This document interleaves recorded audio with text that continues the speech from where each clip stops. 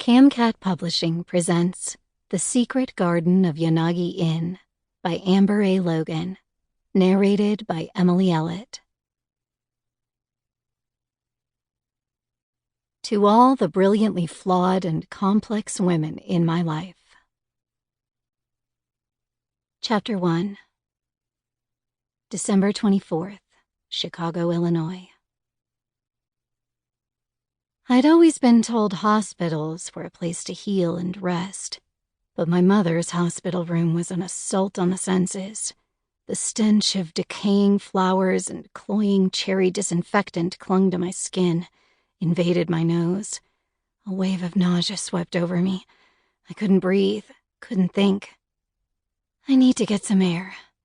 I rose to my feet before Rissa could object, although I knew she wouldn't.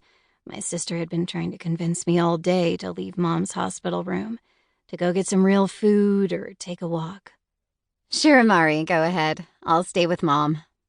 Rissa nodded without looking up, her short blonde curls bobbing. She leaned back in her bedside chair, still absorbed in her book. I glanced at Mom, now a papery, skeletal version of the woman she once was. But at least she was peaceful, sleeping. As soon as I stepped through the hospital's sliding glass doors, the blast of cold air sent an involuntary shiver through my body. I pulled my hair back into a ponytail, knowing the chill wouldn't last, that 5 minutes in I'd be sweating, my muscles warmed.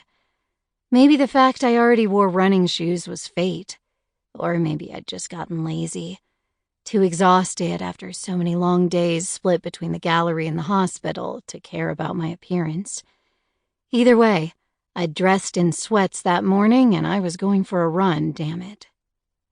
I turned north and ran down the nearly deserted sidewalk.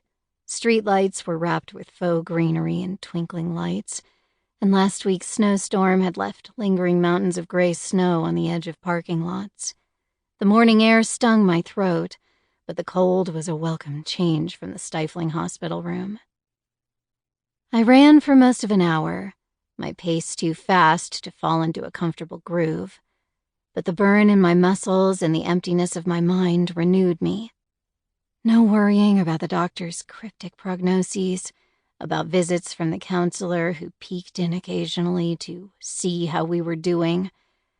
I could just run. It was me and the cold air and the thud-thud-thud of my feet on the pavement, and all was right in the world. But it wasn't. This was a dream, and reality waited for... Sample complete. Ready to continue?